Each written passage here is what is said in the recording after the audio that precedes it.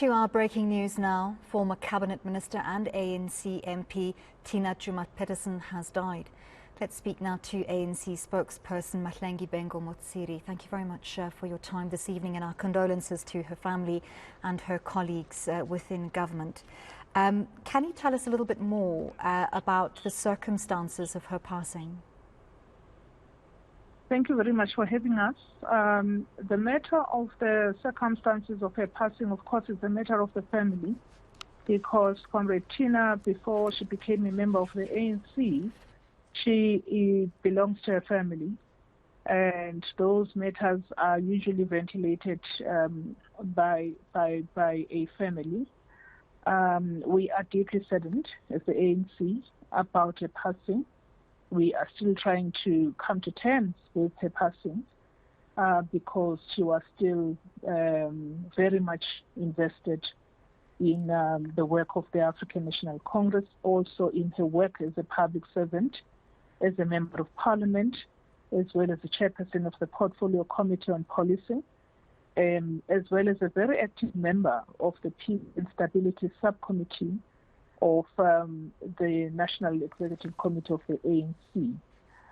Apart from her other roles as a gender activist and her role within the ANC Women's League, she was very much invested in the renewal and the rebuilding of the African National Congress Women's League. And so it is with all of that to mind that we just are really, I can only say, I think there's a sense of, a heart-wrenching moment for the ANC, and in particular for her family, for the people of the Northern Cape, where she grew up, and the people that raised her, the community that raised her.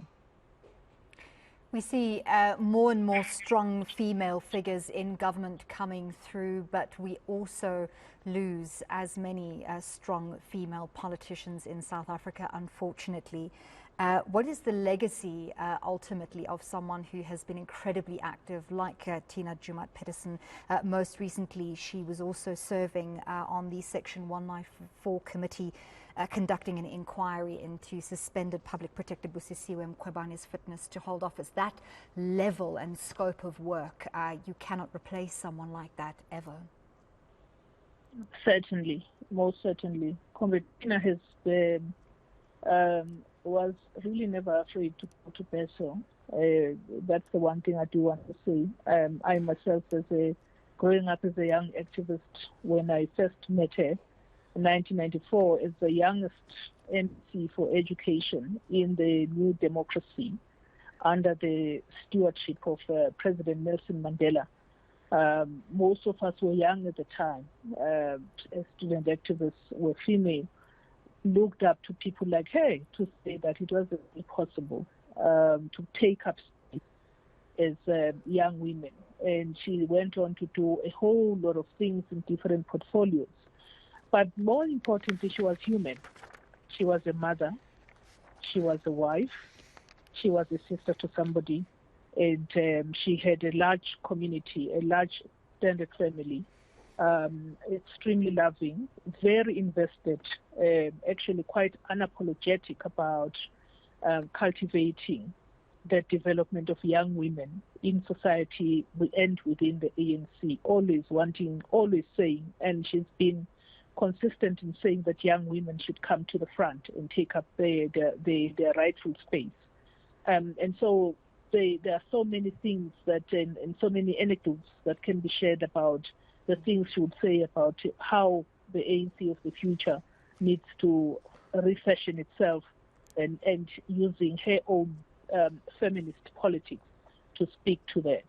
Her role in Parliament is noteworthy. Everybody knows for themselves she was not checking that responsibility. And so it is really with a deep sense of loss that we talk about these things. I'm talking about Tina in the past. Before I let you go, I've also noted in some information about her that she started her career in 1978 as a secondary school teacher. And that's an interesting fact that I think is a commonality in many politicians. What do you think it is about that quality of wanting to and being gifted with the ability to impart knowledge and information and share that with others that stands people in good stead when they do enter into the political realm? I find it very interesting that you ask this question, actually, because if you look at the founding fathers and the founding mothers of the ANC itself, some of them came from the profession, the teaching profession. And I think it had a lot to do with knowledge, cultivating knowledge, producing knowledge, and harvesting knowledge, because without knowledge, we are all poorer. I can only put it to that top of my head. So Comrade Tina, for example, would always take you to a corner whenever you have a chance meeting with her, take you to a corner and want you to discuss an idea. And she would really literally do what a teacher does best.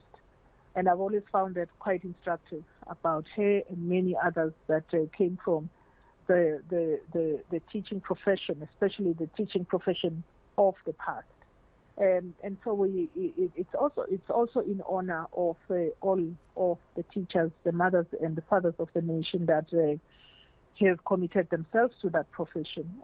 One of their own has fallen, and this is something also that every time she would always remind everybody that she is a teacher, she's not a politician. So I find it very interesting that you make that remark and you ask that question.